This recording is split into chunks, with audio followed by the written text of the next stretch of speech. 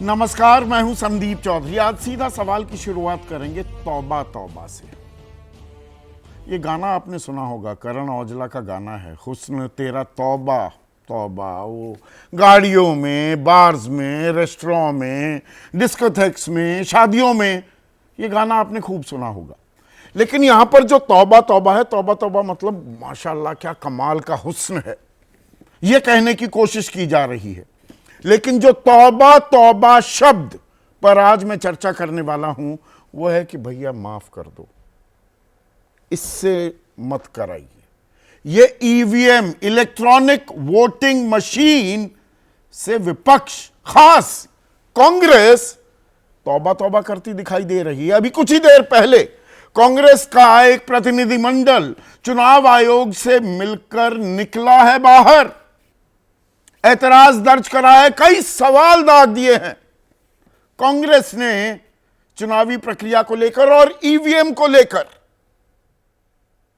अब इसमें एक दिलचस्प बात है, यह शुरू कैसे हुआ? इस साल मदर ऑफ ऑल फाइनल सबसे बड़े चुनाव लोकसभा चुनाव हुए और लोकसभा चुनाव में बीजेपी अपने दम पर बहुमत हासिल नहीं कर पाई।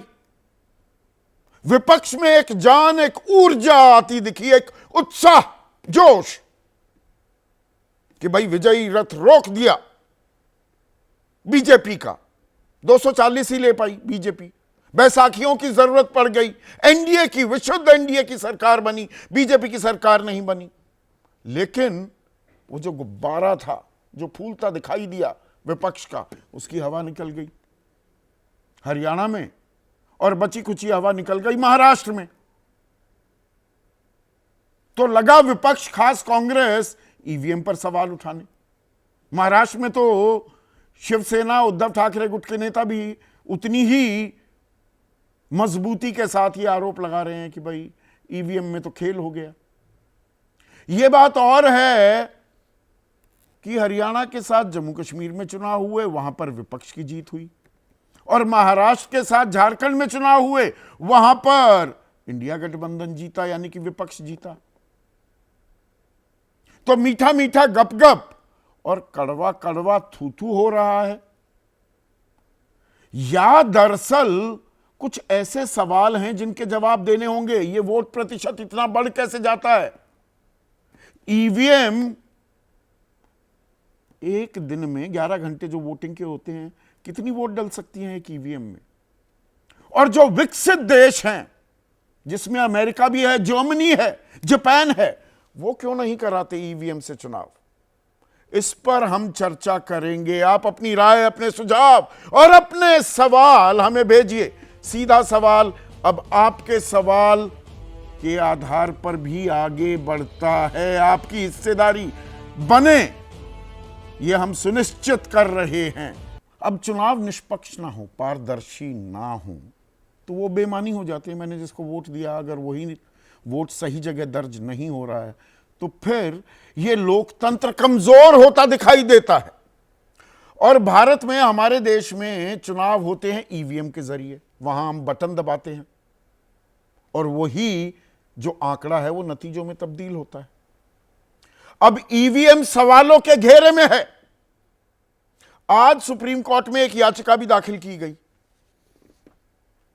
अब याचिका किस बात को लेकर है, आप थोड़ा सा गौर कीजिएगा। पोलिंग बूथ पर मतदाताओं की अधिकतम सीमा, इसके इर्द गिर्द है यह पूरा मामला।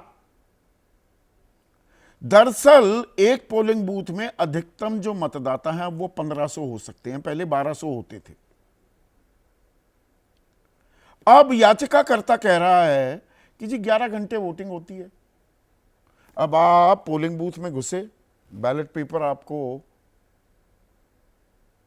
दिया तो जाता नहीं है, अब तो सीधा जो मशीन है उसमें आप देखेंगे, फिर बटन दबाएंगे, बत्ती जलेगी, वीवीपैट की स्लिप आएगी, आप बाहर आएंगे। 40-45 सेकंड लग जाएंगी, तब तक दूसरा आएगा। तो लगभग 1 मिनट में 1 वोटर, 1 घंटे में 60 वोटर, 11 घंटे में 660 वोटर। यह याचिकाकर्ता का दावा है। तो फिर 1500 क्यों कराए जा रहे हैं? और 65% के करीब मतदान होता है अमूमन देश में एवरेज,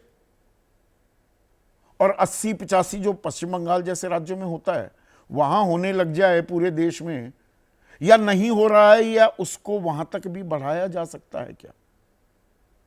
यानी शक, संदेह पैदा होता है।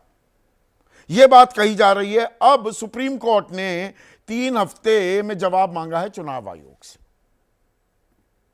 चुनाव आयोग कह रहा है कि भाई ये तो हमने जो सीमा है 1500 मतदाता सीमा 2019 में लागू कर दी थी, आज तक तो किसी ने शिकायत नहीं की। अब 3 हफ्ते में जवाब दिया जाएगा। और चुनाव आयोग ही पहुंच गया, कांग्रेस के नेताओं का एक प्रतिनिधिमंडल भी।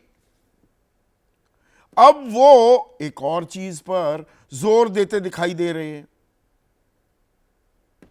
अभिषेक मनु सिंघवी जाने माने वकील भी हैं, उन्होंने कहा कि हमने कुछ मूल आंकड़ों की बात की है।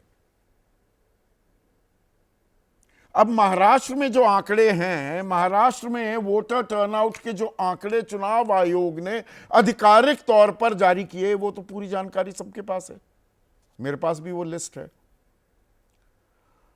5 बजे जो आंकड़े जारी किए गए और रात 11:30 बजे अपडेटेड फिगर जो आई, वो 7% की बढ़ोतरी दिखा रही थी। 7%, 7%। अब आप कहेंगे ये तो लोकसभा चुनाव में भी हुआ, पहले दूसरे चरण में हुआ था बहुत, और 4-4, 5-5 दिन बाद आंकड़े आए। जब मीडिया में हल्ला कटा तो उसके बाद वो जल्दी जल्दी अपडेट होने लगे। पर चलिए यहां अपडेट हो गए रात को 11:30 बजे। पर आप झारखंड में देखेंगे तस्वीर, तो वहां 5 बजे जो आंकड़ा आया और रात को जो आंकड़ा आया, अपडेटेड फिगर आई, वो बमुश्किल 1.25% का इजाफा हुआ था, जो सामान्य तौर पर होता है। पर यहां 7% का अंतर, यह कैसे आया? यह सवाल कांग्रेस पूछ रही है, और उनका यह दावा है कि 118 विधानसभाओं में लोकसभा की तुलना में 25,000 से ज्यादा वोटिंग हुई। मतलब वोट ज्यादा पड़े, 25,000, 118 बूथों पर, और इनमें से 102 बीजेपी जीत गई। अब हमने थोड़ा खंगाला है इस बात को, हम किसी की भी बात फेस वैल्यू पर नहीं लेते, और सिर्फ आरोपों के आधार पर हम सवाल भी नहीं पूछते। तो अहमदनगर में 5 बजे 61.95, लगभग 62% मतदान, 11:30 बजे ये 71.73% हो गया, यानी कि 72.75, लगभग 10% का इजाफा। और यहां पर 12 सीटों में से 10 बीजेपी जीत गई और 2 महाविकास आघाड़ी के खाते में आई। औरंगाबाद में 60.83% मतदान 5 बजे तक, 68.89%, यानी कि 69% मतदान, 8% का इजाफा। यहां पर बीजेपी 9 की 9 सीटें जीत गई और विपक्षी गठबंधन के खाते में एक भी सीट नहीं आई। जलगांव में 54.69% मतदान 5 बजे तक, और यह बढ़कर 11:30 बजे हो गया 64.42%, 10% का इजाफा। 11 सीटें, 11 की 11 महायुति, यानी कि बीजेपी की अगुवाई वाला गठबंधन जीत गया। कांग्रेस के पल्ले हाथ एक भी सीट नहीं आई। यह बड़ी लंबी फेहरिस्त है, मैंने 3 उदाहरण आपको दिए। अब यह संयोग है या प्रयोग है, या यह खिसियाहट है, झुंझलाहट है? झारखंड में भी तो जीते भाई आप, अच्छी खासी पटकनी दी बीजेपी को इंडिया गठबंधन ने। तो मतलब कुछ जगह ईवीएम हैक हो रही है और कुछ जगह नहीं हो रही। पर मौखिक जवाब तो दिए हैं चुनाव आयोग ने। अब कांग्रेस कह रही है भाई लिखित जवाब दे दीजिए और ये आंकड़े बता दीजिए, ये आंकड़ा ऐसे इतना कैसे बढ़ गया। अब इसमें जो आरोपों की राजनीति है वो अच्छी खासी बढ़ती दिखाई दे रही है। सुप्रिया श्रीनेट कह रही है महाराष्ट्र में ईवीएम का जादू चल गया। प्रकाश आंबेडकर, वो दरअसल महाविकास आघाड़ी के नाव पर सवार नहीं थे, अलग हो गए थे, लेकिन वो कह रहे हैं ईवीएम के खिलाफ आज से पूरे महाराष्ट्र में आंदोलन शुरू कर रहे हैं। जबकि एकनाथ शिंदे वो कहते हैं झारखंड में विरोधी जीते हैं तो वहां ईवीएम ठीक और यहां महाराष्ट्र में गलत। शरद पवार क्या कह रहे हैं? ईवीएम के मतों में कुछ अंतर दिख रहा है, लेकिन फिलहाल मेरे हाथ में कोई सबूत नहीं है। लेकिन एक और दिलचस्प खबर आ रही है महाराष्ट्र से, सोलापुर, वहां का भी आंकड़ा मैंने आपके सामने अभी दिखाया है और वो हम चलाएंगे भी। सोलापुर का एक मारकरवाड़ी गांव है, वहां पर लोग, अब राजनीतिक दलों से आगे हटकर लोग जो हैं वहां के गांव वाले, वो ईवीएम का विरोध कर रहे हैं और वो कह रहे हैं कि हम तो बैलेट से एक चुनाव कराएंगे। और वजह क्या, ये अपने आप में दिलचस्प है। उन्होंने वजह यह बताई कि भाई हमारे इस गांव में तो जो एनसीपी शरद पवार गुट का उम्मीदवार है, उनको जीत उसी ने दर्ज की है, पर गांव वाले कह रहे हैं उनको तो उत्तम राव को 843 वोट ही पड़े और बीजेपी के राम सतपुते को 1003 पड़े। ये हो ही नहीं सकता, और ये तो उत्तम राव तो हमारी जाति के भी हैं, हम तो बैलेट पेपर डलवाएंगे। अब वहां पर कर्फ्यू लगा दिया गया है, पुलिस की तैनाती हो गई, वो तस्वीरें भी दिखाइए। पीसीआर 2000 की संख्या है मतदाताओं की। अब पुलिस कह रही है नहीं, आप ये नहीं करवा सकते। तो ये एक गांव ने निराला, एक नायाब सा तरीका ढूंढ लिया है विरोध करने का। पर इसमें बड़ा सवाल ये हो जाता है, ये चुनावी प्रक्रिया ही शको शुबा के घेरे में आ जाए, निष्पक्षता पारदर्शिता पर सवाल लगातार बना रहे, लोगों के मन में एक शक की गुंजाइश पैदा हो, तो उसे दूर क्यों नहीं किया जा रहा? और दूर कौन करेगा? इसमें भी एक दिलचस्प बात सामने आती है। 2014 के बाद तो लगातार विपक्ष बीजेपी पर ईवीएम को लेकर हमले करता रहता है, आरोप लगाता रहता है कि भैया ये तो खेल कर रहे हैं। पर 2014 से पहले अगर आप नजर डालेंगे तो 2009 में किरीट सोमैया, बीजेपी के वरिष्ठ नेता हैं, 3 याचिकाएं दायर की थी ईवीएम के खिलाफ। 2010 में जीवीएल नरसिम्हा राव, राज्यसभा सांसद हैं बीजेपी के, ईवीएम को लोकतंत्र के लिए खतरा बताया था, एक किताब लिखी थी, उसकी प्रस्तावना, उसकी इंट्रोडक्शन एलके आडवाणी ने लिखी। ईवीएम में कई खामियां, मतपत्र से हो सकता है मतदान। उन्होंने क्या कहा था? ये जो फॉरवर्ड लिखते हैं एक किताब का, टेक्नोलॉजी के नजरिए से मैं जर्मनी को मोस्ट एडवांस देश समझता हूं, वहां भी ईवीएम के इस्तेमाल पर बैन लग चुका है। आज अमेरिका में 50 में से 32 स्टेट में ईवीएम पर बैन है। मुझे लगता है कि अगर हमारा इलेक्शन कमीशन भी ऐसा करता है तो इससे लोकतंत्र मजबूत होगा। फिर सुब्रमण्यम स्वामी, वो भी राज्यसभा सांसद हैं बीजेपी के, वो कहते हैं ईवीएम से होलसेल फ्रॉड संभव है। तो ये झुंझलाहट, खिसियाहट हार पर ही सामने आती है, या कुछ ऐसी बातें हैं ईवीएम को लेकर जो सवाल उठ रहे हैं उनके जवाब चुनाव आयोग को देने चाहिए, देने होंगे, या दरअसल सालों साल बहुत सारी याचिकाएं सुप्रीम कोर्ट के सामने आई हैं, एक लंबा उसका इतिहास है, और सुप्रीम कोर्ट ने ये कहा है कि भाई ये लगातार जो सवाल उठते हैं ये बेईमानी है।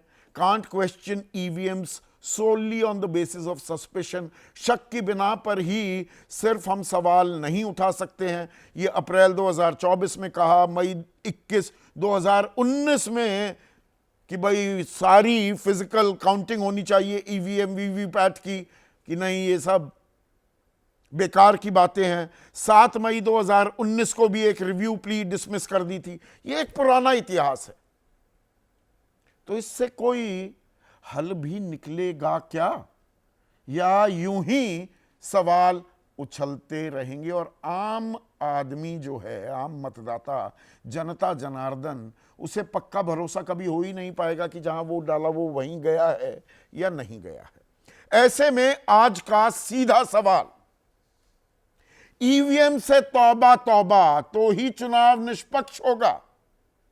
और महाराष्ट्र में हार, इसीलिए ईवीएम पर तकरार। चर्चा में मेरे साथ बीजेपी से प्रोफेसर सौरभ मालवीय, कृष्णा हेगड़े राष्ट्रीय प्रवक्ता हैं शिवसेना एकनाथ शिंदे गुट के, कांग्रेस के राष्ट्रीय प्रवक्ता अभय दुबे, समाजवादी पार्टी के राष्ट्रीय प्रवक्ता घनश्याम तिवारी, एक और अभय दुबे हैं, जाने माने राजनीतिक विश्लेषक, स्टूडियो में मेरे साथ हैं, और वरिष्ठ पत्रकार हैं, उम्र में युवा हैं, आदेश रावल इस चर्चा में जुड़ गए हैं। और सोलापुर के माकरवाड़ी गांव का मैंने जिक्र किया, वहीं मौजूद है मेरे सहयोगी आफताब भी। पर कृष्णा हेगड़े, सवाल आपसे, यह 7% का इजाफा हो जाता है। माकरवाड़ी में गांव वाले ही कहने लगते हैं हो ही नहीं सकता कि हमारे गांव के लोग शरद पवार गुट के उत्तम राव को ज्यादा वोट ना डालें। इन सवालों के जवाब मिलने चाहिए क्या, या यह खिसियाहट झुंझलाहट है हार की?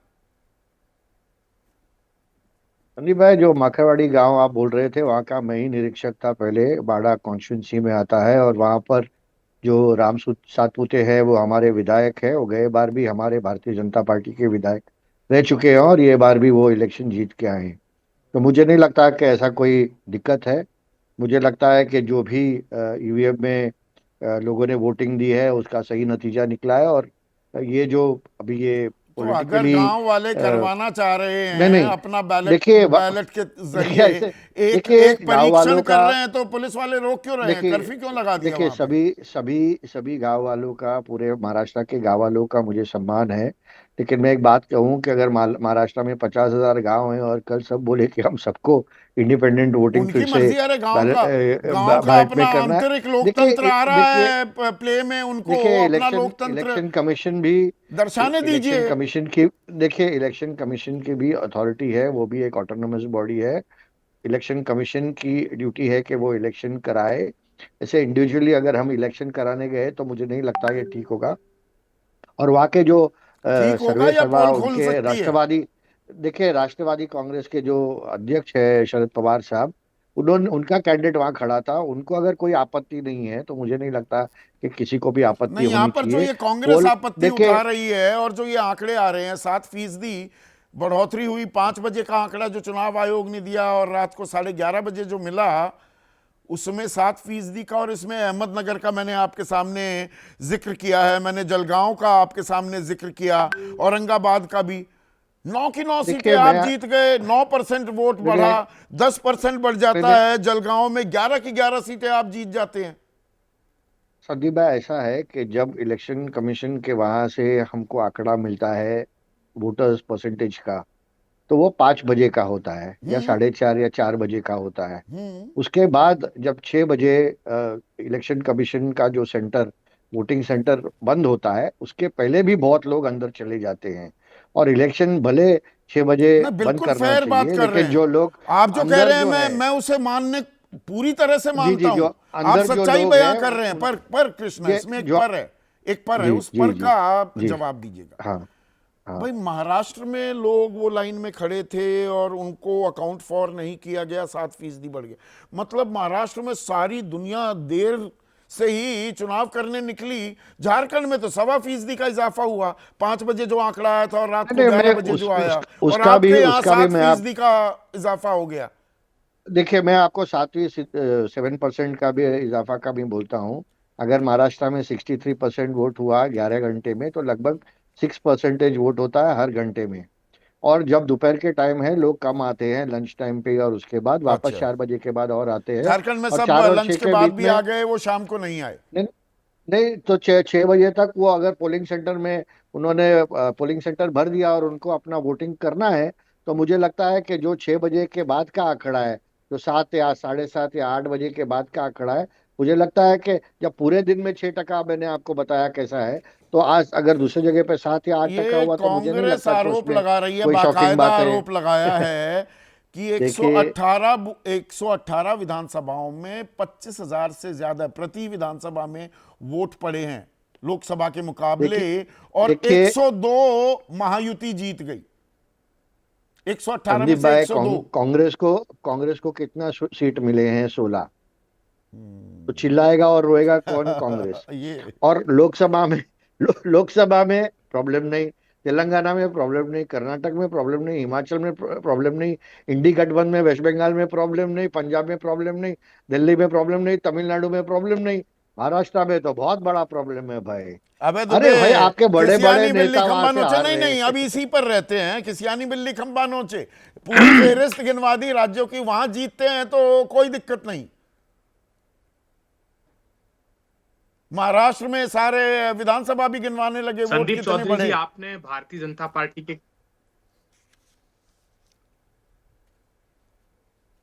आज ही सारी चर्चा का पटाक्षेप हो जाता अगर महाराष्ट्र के सोलापुर में वो गांव वाले कह रहे थे, कोई राजनीतिक दल नहीं, कराने देते ना उनको वोटिंग अपनी बैलेट पेपर से, उससे परिणाम प्रभावित करने की भी वो बात नहीं कर रहे थे। वो कह रहे थे हम आत्मसंतुष्टि के लिए कराना चाहते हैं, मगर चोर की दाढ़ी में तिनका, कर्फ्यू लगा दिया वहां पर। अब मैं आपको एक उदाहरण छोटा सा 10 सेकंड में देता हूं। क्रीक सबमरीन जर्मन की नेवल फोर्स को कहते हैं, बड़ी शक्तिशाली मानी जाती थी सेकंड वर्ल्ड वॉर में। उन्होंने एक एनिग्मा कोड डिजाइन किया, एक ऐसा अल्ट्रा इंटेलिजेंस बोलते थे उसको, जिससे ऐसा खुफिया मैसेजेस जो किसी को उसको डिकोड नहीं कर सकते थे। तो इंग्लैंड के एक साझा जो सेनाओं के लोग थे उसमें एलन ट्यूरिंग ने उसको क्रैक कर दिया। लेकिन इंग्लैंड ये चाहता था कि जर्मनी को ये बात ना पता लगे, तो वो जो जर्मनी के शिप के मूवमेंट्स थे वो सारे पता कर लेता था और कुछ शिप छोटे अपने मरने देता था, ताकि ये बात जर्मनी को ना पता लगे कि उनका एनिग्मा कोड को क्रैक कर लिया है। तो जितनी बड़ी वर्ल्ड वाइड कॉन्स्पिरेसी कह लो या टेक्निक्स कह लो, वो इस बेसिस पर प्लान की जाती है। मैं इसलिए ये बात कह रहा हूं संदीप कमाल चौधरी की जी, कॉन्स्पिरेसी ये थियरी, केडीआर करके षड्यंत्र की एक संस्था कमाल है। की कहानी रची है आपने। मतलब आप, जो मैं समझ पा रहा हूं आपकी इस थियरी में, कि बीजेपी लोकसभा का चुनाव भी हार गई इन द सेंस कि 370 वो सीट ले रही थी, सारे एग्जिट पोल भी बता रहे थे कि एनडीए तो 400 पार कर जाएगा, पर वो 240 पर ही अपने आप को उन्होंने सिमटा दिया। बैसाखियों की दरकार भी, जरूरत भी पड़ गई, उसके लिए भी तैयार हो गई, क्योंकि उन्होंने प्लानिंग कर रखी थी कि नहीं फिर हरियाणा जीतेंगे हम, और फिर महाराष्ट्र जीतेंगे, झारखंड भी हार जाएंगे पर महाराष्ट्र जीतेंगे। कमाल की थियरी लेकर आए हैं आप अभय दुबे। मैं इसके कुछ प्रमाण दे देता हूं जी। एडीआर नाम की संस्था तो आप जानते हैं, वो तो निष्पक्ष है। उसने सर्वोच्च अदालत में एक याचिका लगाई। उन्होंने कहा साहब कि लोकसभा चुनाव 2019 के पहले 5 फेजेस में एक ऐप निकाला इलेक्शन कमीशन ऑफ इंडिया ने, माय वोटर टर्नआउट ऐप का रियल टाइम डेटा लीजिए साहब, इधर वोट डालिए और आपको पता लग जाएगा कितने वोट पड़े हैं। 5 फेजेस में वो वोट डाले और छठे फेज में सिर्फ परसेंटेज डाला और पिछले 5 फेज के वो सारे डेटा हटा लिए इलेक्शन कमीशन ने। क्यों हटा लिए? तो वो अपनी याचिका में खुलासा करते हैं कि इसलिए हटा लिए क्योंकि जो वोट दिखाए गए थे, डाले गए और गिने गए, उसमें इतना बड़ा अंतर था, 1 वोट से लेकर 1 लाख वोट तक का।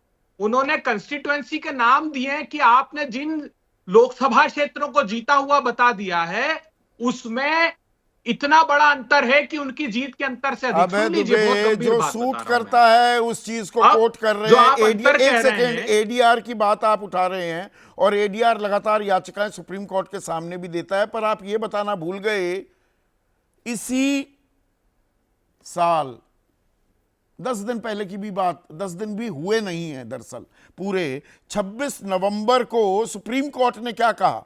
When you lose, EVMs are tampered with. When you win, EVMs are fine. और ये पूरी एक फेहरिस्त है। अप्रैल 2024 में, मई 21 2019, मई 7 2019, अप्रैल 8 2019, कितनी सारी जजमेंट्स में आपके सामने रखूं जहां सुप्रीम कोर्ट ने जो भी आपत्तियां, जो भी शक थे, उन सबको बाहर फेंक दिया, एंटरटेन नहीं किया या व्यवस्था को दुरुस्त बताया। मेरिट के बेसिस पर फेंक दिया। मेरिट के बेसिस पर फेंका क्या? इलेक्शन कमीशन ने जो एफिडेविट दिया है उसके बेसिस पर, त्रिपुरा में 80 से 89% वोट बढ़ गया, मध्य प्रदेश में 71 से 77% वोट बढ़ गया, राजस्थान में 68 से 75 बढ़ गया, मिजोरम में 69 से 82 बढ़ गया। क्यों साहब? और 99% बैटरियां जहां बाकी रहती है पूरा चुनाव कराने के बाद, वहां पर 80% वोट भारतीय जनता पार्टी को कैसे पड़ रहे हैं? तो जवाब क्या देता है इलेक्शन कमीशन जानते हैं? आप हतप्रभ रह जाएंगे। वो कहते हैं कि वो बैटरियां इस प्रकार डिजाइन उसका डिस्प्ले किया गया है कि वो 8 से 7.4 वोल्ट तक रहती है, तब तक 99 बताती है, उसके बाद रियल टाइम वो चार्ज बताती। क्यों ऐसा डिजाइन किया? बैटरी का उस डिस्प्ले से कोई लेना देना नहीं है। और कहते हैं ऑप्टिमली यूटिलाइज होती जब 99% होती, मतलब जब 7.4 वोल्ट से कम बैटरी हो गई, मतलब वो ऑप्टिमली मतलब सही काम नहीं कर रही है। आप खुद ये बात कह रहे हैं। इतनी सारी शंकाएं इस पूरे खेल में हैं कि अगर बैलेट से वोट कराएंगे तो परिणाम पूरे तो बदल आप जाएंगे, इसलिए ये नहीं इस चाहते। समस्या को वो हमेशा के लिए मिटा क्यों नहीं देते? वो देसी भाषा शब्द का इस्तेमाल कर रहा हूं, ये जो राड है, राड ने खत्म करो। आप चुनाव ही लड़ना बंद कर दो। बांग्लादेश में हुआ है, जब आप हर चीज पर जहां जीतेंगे वहां तो ठीक है, और बाकी आप पूरी डिटेलिंग आपने कर दी, चुनाव लड़ते क्यों हैं? फिर आ जाइए सड़क पर और कहिए हम चुनाव ही नहीं लड़ेंगे, हमें भरोसा नहीं है। You can't have your cake and eat it too. चुनाव लड़ोगे भी हारोगे तो। नहीं, नहीं, ईवीएम नहीं, की वजह भारतीय से जनता जीते पार्टी- तो हमारे भारतीय मोहब्बत की दुकान खोल रणदीप- दी हमने, नफरत की दुकान बंद कर दी। आज मैं आगाह करना चाह रहा हूं, भारतीय जनता पार्टी इसी दिशा में आगे बढ़ रही है। वो सिंगल पार्टी सिस्टम, वो चाहती है कि एक ही राजनीतिक दल हो, बाकी सारे राजनीतिक दल खत्म हो जाए। उनकी मंशा को हम सड़क से संसद तक पूरा नहीं होने देंगे। अब बताइए क्यों ये चेंज कर दिया? क्या सर्वोच्च अदालत ने ये फैसला नहीं दिया था? 2 मार्च 23 का फैसला पड़ा है कि इलेक्शन कमिश्नर की नियुक्ति में और चीफ इलेक्शन कमिश्नर की नियुक्ति में चीफ जस्टिस ऑफ इंडिया रहेंगे। 21 दिसंबर 2023 को कानून लेकर आ गए, चीफ जस्टिस को बाहर कर दिया। नेता प्रतिपक्ष थे, चीफ जस्टिस थे, प्रधानमंत्री थे। अब कह दिया प्रधानमंत्री की मंशा के अनुरूप एक मंत्री होगा। क्यों होगा साहब? क्योंकि ये नहीं चाहते पारदर्शिता। क्यों एफिडेविट दिया कि फॉर्म 17C को हम अपलोड नहीं करेंगे? जब ये सवाल खड़ा किया कि सारी समस्या का समाधान कुछ हद तक हो जाएगा, फॉर्म 17C को अपलोड कर दीजिए, नहीं करेंगे। नहीं, तो ये तर्क आपके पारदर्शी पास बहुत व्यवस्था है, नहीं पर एक चाहते, सेकंड आदेश, इसलिए एक संदेह सेकंड, भारत अबे दुबे, आदेश, अब ये चित भी मेरी पट भी मेरी, जीत जाए तो जी हमने कमाल कर दिया, हमारे कार्यकर्ता बब्बर शेर हैं, कांग्रेस वाले ये कहेंगे, और अब हार जाते हैं, नहीं जी पूरी के पूरे गिनवा दिया, तो चुनाव का कर दो ना बहिष्कार, कि नहीं यही तो मंशा है बीजेपी की। ये समझ में आता है आपको डिस्कॉर्स? संदीप जी, इस आपकी डिबेट के ना 2 पहलू हैं। एक है इलेक्शन कमीशन की क्रेडिबिलिटी और दूसरा है राजनीतिक पहलू, जिसमें कांग्रेस पार्टी और विपक्षी पार्टियां सब शामिल हैं। मैं बात करता हूं सबसे पहले राजनीतिक पहलू की। कांग्रेस पार्टी अगर ये कहती है कि वो महाराष्ट्र में ईवीएम के कारण हारे, तो उनको इस बात का जिक्र भी करना चाहिए था कि झारखंड में भी उसी ईवीएम से वोटिंग हुई है। जिस दिन जब आप विरोध कर रहे हैं तब आप वायनाड की जीत को भी सेलिब्रेट कर रहे हो। आपको कहीं ना कहीं ये स्टैंड लेना पड़ेगा अखिलेश यादव की तरह, जैसे उन्होंने कहा कि मैं अगर 80 की 80 सीट जीत जाऊं तब भी मैं ये मानूंगा कि ईवीएम में धांधली हो सकती है। नंबर 1। नंबर 2, अब जिस दिन वर्किंग कमेटी की मीटिंग हुई उसमें एक प्रस्ताव पारित किया गया। उसमें ये नहीं कहा गया कि ईवीएम के कारण हम हारे हैं, उसमें कहा गया कि पूरा सिस्टम ही हाईजैक है, यानी जो पूरी चुनावी प्रक्रिया है उसको पूरी को हाईजैक कर रखा है। तो आपने स्पेसिफिक ईवीएम पे चर्चा नहीं की, उसके ऊपर टारगेट नहीं लिया। दूसरी बात, अब मैं आता हूं इलेक्शन कमीशन की क्रेडिबिलिटी के ऊपर। इलेक्शन कमीशन को इस बात का जवाब देना चाहिए कि जिस कांग्रेस पार्टी को 13 करोड़ 67 लाख वोट इस चुनाव में मिले हैं, लोकसभा चुनाव में, और जिन विपक्षी पार्टियों को लगभग 40% वोट मिला है, अगर उनके वोटर के मन में शंका है तो आप उसको खुले मैदान में रख के ये साबित करिए कि नहीं, जितने भी आपके सवाल हैं वो सब गलत है, हमारे यहाँ पूरी ट्रांसपेरेंसी है। तो इलेक्शन कमीशन को भी आगे बढ़ के इसमें नहीं, मारकरवाड़ी गांव तो इसका एक सीधा आदेश, मारकरवाड़ी गांव जो है सोलापुर का, महाराष्ट्र, गांव वाले कह रहे हैं वो अपना आंतरिक लोकतंत्र का इजहार करना चाह रहे हैं कि भाई हम देखना चाहते हैं हम में से असल में इतने ही वोट डाल दिए क्या लोगों ने बीजेपी के उम्मीदवार को, और एनसीपी शरद पवार गुट वाले को कम वोट डाले हैं क्या, हम देखना चाहते हैं इसमें क्या दिक्कत है, क्यों वहां कर्फ्यू लगा दिया फिर? नहीं, मैं वही कह रहा हूं कि इसीलिए मैं कह रहा हूं बार बार कि इलेक्शन कमीशन को अपनी क्रेडिबिलिटी को ध्यान में रखते हुए एक खुले मैदान में रख के बैठे कि आप लोग आइए, आपके जो सवाल हैं उनको आप कैमरे में रिकॉर्ड करिए और देश को बताइए कि इन सब सवालों के जवाब हमारे पास हैं। अभी जब डेलीगेशन गया था कांग्रेस पार्टी का थोड़ी देर पहले इलेक्शन कमीशन, उनकी बातों से वो सहमत ही नहीं हुए, यानी वो इस बात को लेके एग्री नहीं, जो उनके सवाल हैं कि 76 लाख वोट ज्यादा कैसे पड़ गया, वोटर परसेंटेज कैसे बढ़ गया, लगभग 7% वोट ज्यादा पड़ा है और वही 1% के आसपास झारखंड में बढ़ा है। तो वो पहले इस बात को एक्सेप्ट करे कि हाँ हमें हमारे यहाँ दिक्कत है, तब तो इलाज होगा। कोई एक्सेप्ट करने को राजी नहीं इलेक्शन यही कमीशन। सवाल अब हमारे एक इसमें दर्शक क्योंकि हैं पीसीआर, credibility एक सेकंड institutions की आई है। आदेश, अमित नेगी का जो सवाल है उसको जरा दिखाइए। यहाँ पर प्रोफेसर सौरभ मालवीय हमारे एक दर्शक हैं, अमित नेगी, वो ये कह रहे हैं कि भाई आपको इतना भरोसा है कि आप जीत रहे हैं, सुमित नेगी बल्कि इनका नाम है, अगर बीजेपी कहती है कि ईवीएम में कोई गड़बड़ी नहीं है तो फिर बैलेट से चुनाव क्यों नहीं करवा देते? विपक्ष के पेट में इस बात को लेकर दर्द हो रहा है, आप कहिए चलिए एक बैलेट से भी करा कर देखते हैं चुनाव, दिल्ली के चुनाव बैलेट से करा कर देखते हैं। दिल्ली तो छोटा सा सिटी स्टेट है। संदीप जी, जिस युग में हम रह रहे हैं और जिस युग में हम चंद्रयान प्रज्ञान की बात कर रहे हैं, इस इतने बड़े लोकतंत्र में हमें युगानुकूल तो होना पड़ेगा ना।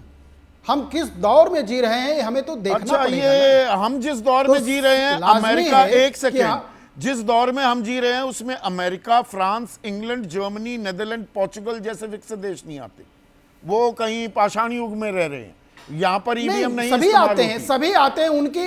नहीं, ये आपके शब्द है, आपके शब्द हैं, लेकिन हम जिस युग में जी रहे हैं, आखिर वो क्या कारण था कि भारत की आज़ादी के साथ ये सारे तमाम देश स्वतंत्र हुए थे? आज भी भारत विकासशील देश है, क्यों नहीं विकसित हो पाया? तो अच्छा, सवाल ये है ना कि भारत ये है को कि आज ईवीएम से हम अर्थशक्ति चुनाव के कराएं। रूप में सक्षम, ठीक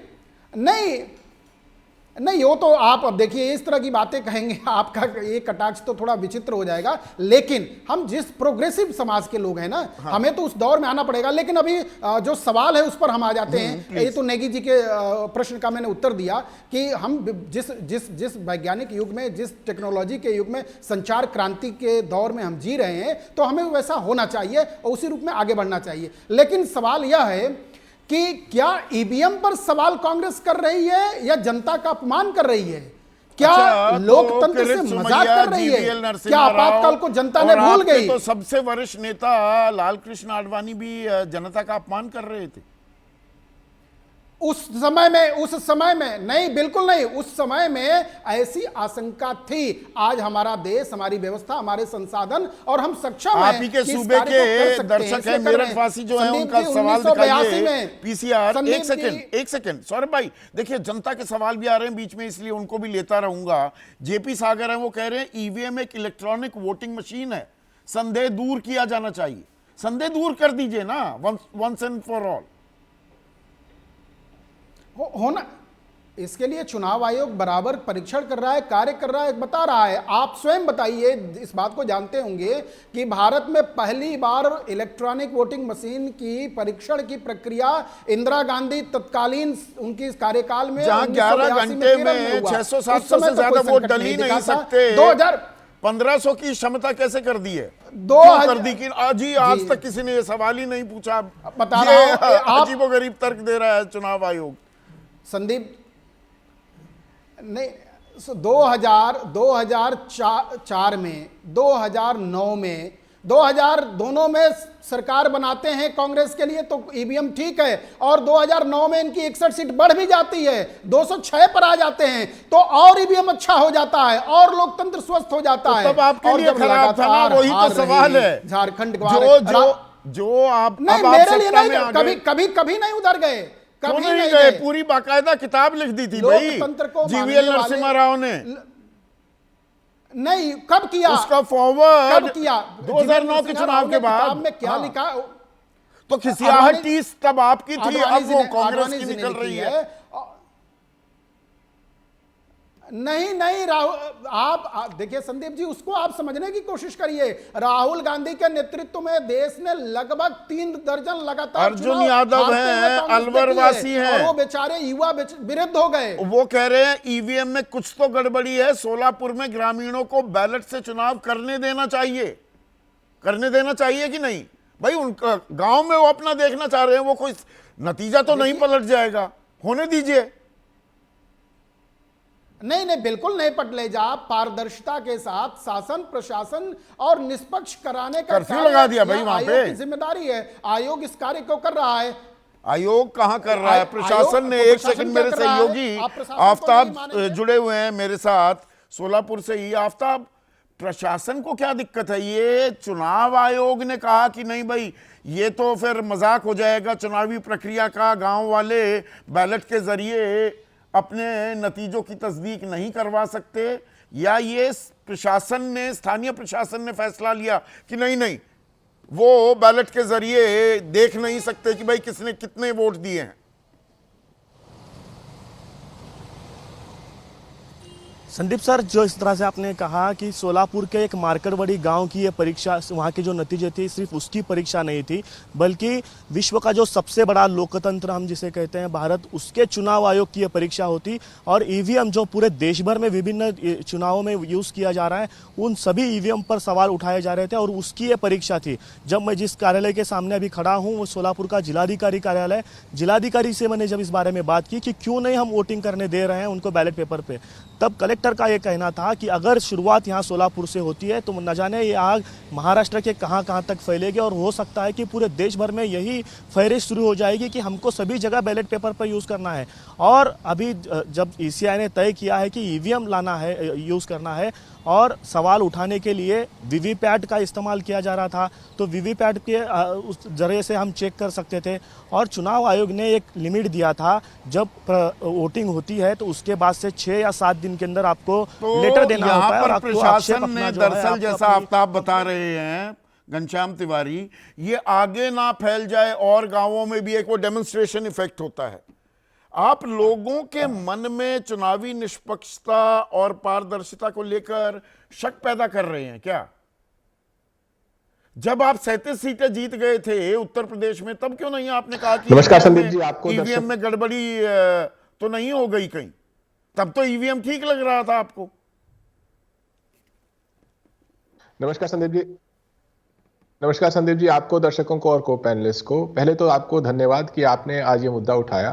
पार्लियामेंट सेशन में है, मुझे लगता है कि ये डिबेट बहुत सारे सांसद देख रहे होंगे। और आरोप प्रत्यारोप की जगह मैं एक बात कहना चाहता हूं, भारत सत्यमेव जयते की भूमि है। यहाँ पर झूठ बहुत समय तक चलेगा नहीं। जो एक गांव से आवाज उठी है, उस गांव को एक साधारण सा इम्तिहान बनाया जा सकता है। और चुनाव आयोग ईवीएम को चाहे जितना डिफेंड करे, लेकिन एक फीडबैक सिस्टम हो सकता है। फीडबैक सिस्टम बहुत साधारण सा है कि चुनाव के बाद पॉलिटिकल पार्टीज हो या फिर आम जनता हो, वो 10% बूथों में अगर चैलेंज करना चाहे तो चैलेंज करके बिना किसी प्रचार के पेपर बैलेट से वोट करा सकते हैं। राजू सिंह हमारे दर्शक हैं, यदि आप ऐसा कराएंगे, घनश्याम, मुझे बात, राजू सिंह हमारे दर्शक हैं, भागलपुर वासी हैं, कह रहे हैं ऐसा लगता है कि कांग्रेस, और इसमें दरअसल वो विपक्ष को मैं जोड़ रहा हूं, उन्होंने सिर्फ कांग्रेस की बात की है कि कांग्रेस को, विपक्ष को किसी पर भरोसा नहीं है, ना संस्थाओं पर ना ही मतदाताओं पर। नहीं, हमें तो बिल्कुल, हम तो एक गांव पर भरोसा कर रहे हैं। हम तो कह रहे हैं कि जिस गांव ने एक प्रक्रिया को दिखाया है, उस प्रक्रिया को सिस्टमैटिक किया जाए।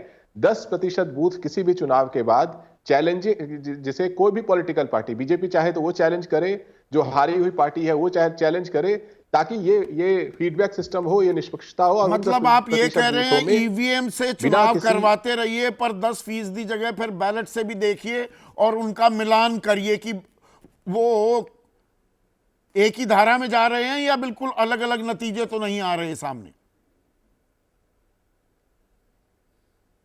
हाँ, मैं कह रहा हूं कि चाहे वो 8% हो, 10% हो, लेकिन एक परसेंटेज होना चाहिए जिसको आप चैलेंज कर सकें, और कोई भी चैलेंज कर सके। उसका एक सिस्टम बनाया जा सकता है। वरना अभी जो चल रहा है, मैं आपको एक आंकड़ा देना चाहता हूं। 2024 की लोकसभा में भारतीय जनता पार्टी को महाराष्ट्र में 26.18% वोट मिले। 2024 की विधानसभा में भारतीय जनता पार्टी को 26.76% वोट मिले। इसी तरीके से शिवसेना शिंदे गुट को 2024 के लोकसभा में लगभग 13% वोट मिले और इस बार के विधानसभा में लगभग 12.5% वोट मिले। अजीत पवार जी की पार्टी को लोकसभा में लगभग 3.5% वोट मिले और इस चुनाव में उन्हें मिले 9% वोट। ये बताइए इस चुनाव के champion hero, super hero Ajit Pawar कैसे हो गए? कौन सी उनकी लहर चल रही थी? इसकी तुलना में अगर आप कांग्रेस के वोट डालिए, देखिए लोकसभा के और इस विधानसभा के कांग्रेस के वोट लगभग 3.5% गिरे हैं। लेकिन सबसे बड़ी आश्चर्य की बात यह है कि शिवसेना उद्धव गुट के जो वोट हैं लगभग 6.5% नहीं, देखिए आंकड़े ऐसे ये हैं फिर वही जिनके ऊपर आप कंस्पिरेसी किसी थियरीज हो जाती है कि मैं इसका सीधा एक कीजिए। उदाहरण, इसके विपरीत एक उदाहरण आपको दे देता हूं। नहीं, 2014 में सुनिए ना, प्लीज सुनिए ना, जीएसटी आप तो देखिए इतने पढ़े लिखे व्यक्ति हैं, we are just having intellectual debate. 2014 के लोकसभा चुनाव में दिल्ली की सातों सीटें जीती बीजेपी, ठीक। 2015 में आम आदमी पार्टी 70 में से 67 सीटें जीत गई 6-7 महीने बाद। वोटिंग परसेंटेज में भी 15%, 20% जहां बीजेपी आगे बढ़ रही थी लोकसभा में, वो काम आम आदमी पार्टी करते दिखाई दी। विधानसभा में यही काम हुआ 2019-20 में। 19 में फिर 7 सीटें जीती बीजेपी ने, लेकिन 20 में 62 सीटें जीत गई आम आदमी पार्टी। तो ऐसा कोई जरूरी नहीं है कि जो लोकसभा में होगा वही विधानसभा में होगा।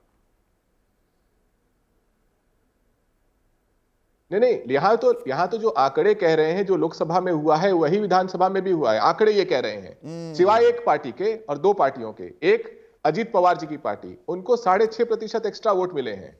कौन सी ऐसी लहर चल रही थी अजीत पवार की कि शरद पवार जी के खिलाफ उनको 6.5% एक्स्ट्रा वोट मिल गए? और उसी तरीके से कौन सी ऐसी लहर उद्धव ठाकरे जी के खिलाफ थी जो कि उनके 6.5% वोट घट गए? पहली बात। और अंतिम बात कहूंगा, जिस सिस्टम को भारतीय जनता पार्टी डिफेंड कर रही है उसका कोई फीडबैक मैकेनिज्म नहीं है। आज देश में, हमारे देश में 10 लाख गांव हैं।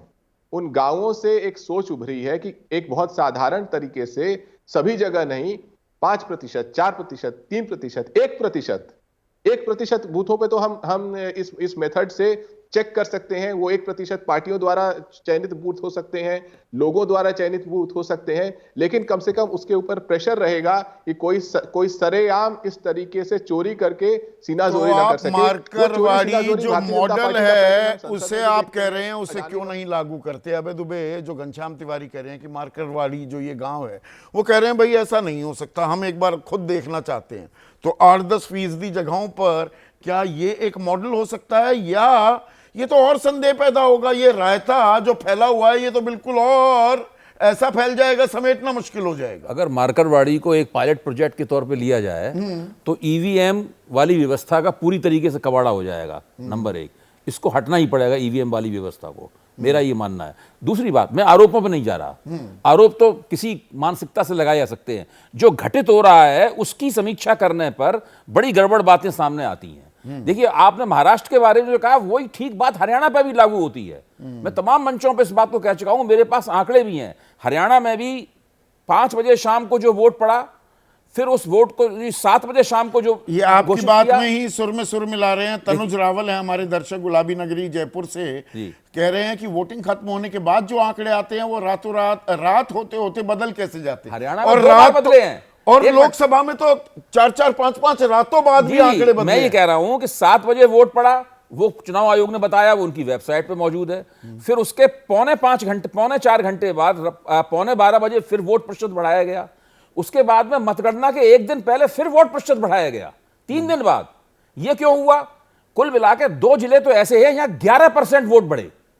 अब हरियाणा का आप जिक्र कर रहे हैं, ललित भाटिया हैं हमारे दर्शक हिसार से, वो कह रहे हैं अगर ईवीएम में धांधली हो रही है तो विपक्ष चुनावों का बहिष्कार करने की हिम्मत क्यों नहीं जुटा पा रहा? गेंद तो विपक्ष के पाले में भी है। हाँ। गेंद चुनाव आयोग के पाले में भी है, भाजपा के सारा विपक्ष कह दे कि भाई नहीं, बैलेट पेपर से ही चुनाव करवाइए। 3 पक्ष हैं, देखिए 3 पक्ष हैं, चुनाव आयोग, भारतीय जनता पार्टी यानी सरकार और विपक्ष गैर भाजपा, सबके पाले में गेंद है। सब लोगों को इस गेंद को ठीक से खेलना पड़ेगा, वरना भारत में स्वतंत्र और निष्पक्ष चुनावों की साख नहीं, तीनों की बात नहीं। दरअसल तो अब एक और छोटी सी बात, एक और हम जनता जनार्दन सबसे बड़ा हक क्या है?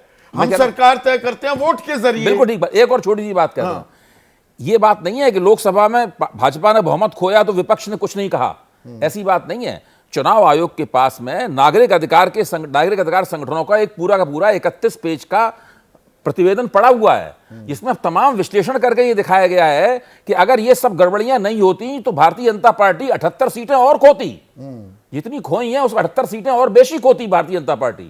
ये उन्होंने साबित किया, चुनाव आयोग ने आज तक उसका जवाब नहीं दिया। पर अभय, आप ये बात तो मानेंगे, और आदेश आपकी भी मैं राय जानना चाहूंगा। देखिए, कंस्पिरेसी थियरी सुनने में बहुत सारी बातें लगती है कि हाँ भाई ये संयोग था, प्रयोग था, ये कैसे हो गया। वो मन में सवाल तो हैं, इन सवालों का सही जवाब, निराकरण कभी हो पाएगा क्या? सुप्रीम कोर्ट में याचिकाएं जाती हैं, सुप्रीम कोर्ट कहता है कि नहीं ये सवाल बेईमानी है। चुनाव आयोग, जो आपने पहले भी कहा, जितना जवाब देना होता है वो उतना ही देता है। जहां पर जीत होती है तब कुछ नहीं कहता विपक्ष। तो यहां पर बहुत सारे व्हील्स विद इन व्हील्स हैं।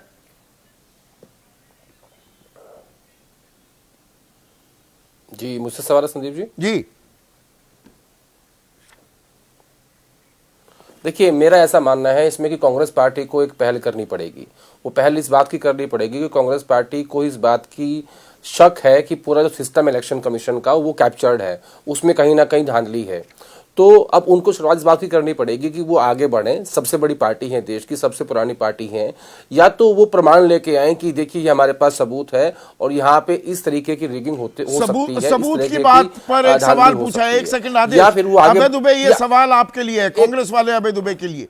अचल श्रीवास्तव हैं, दिल्ली वासी हैं हमारे दर्शक, वो कह रहे हैं अभय, जब चुनाव आयोग ने ईवीएम हैक कर दिखाने का न्योता दिया तो कोई दल क्यों नहीं गया था? आप क्यों नहीं गए? हैक करके दिखा दीजिए, खत्म करिए राड़ा।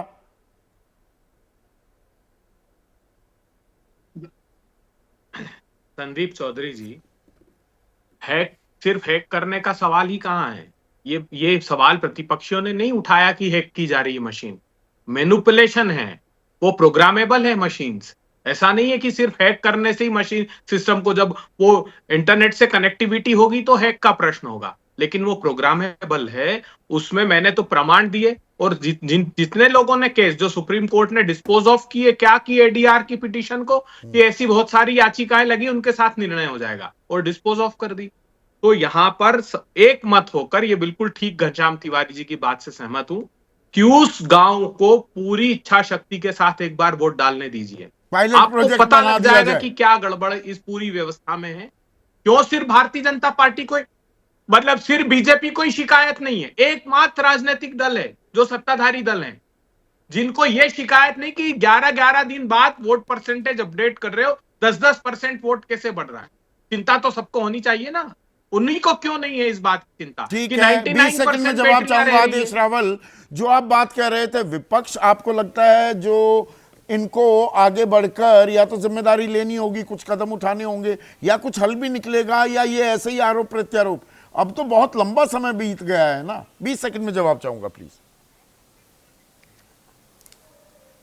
देखिए, मैं ये कह रहा था कि सबसे पहले तो कांग्रेस पार्टी को शुरुआत करनी पड़ेगी। उनको ये मानना पड़ेगा कि हाँ, हमारे यहाँ पे दिक्कत है, सिस्टम में दिक्कत है, और हम इस चुनाव में, दिल्ली चुनाव में हम चुनाव नहीं लड़ेंगे तो सिर्फ बैलेट पेपर से लड़ेंगे।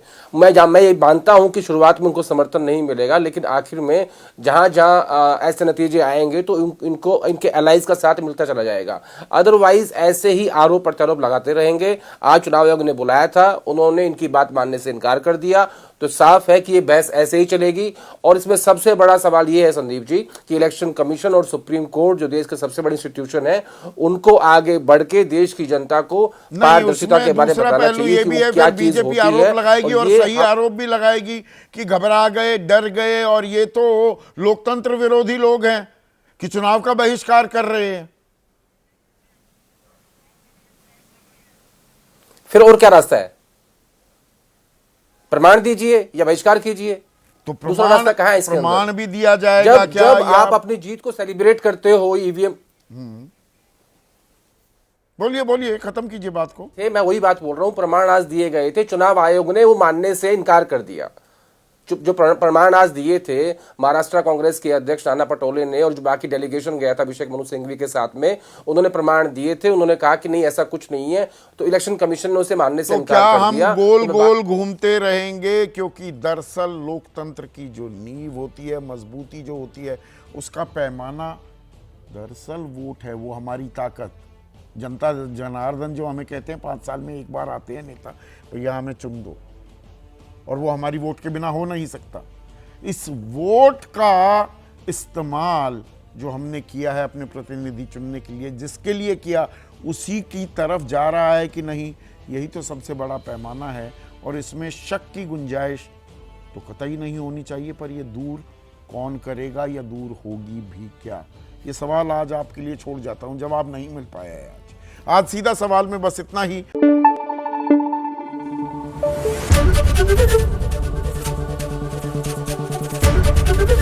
एबीपी न्यूज आपको रखे आगे।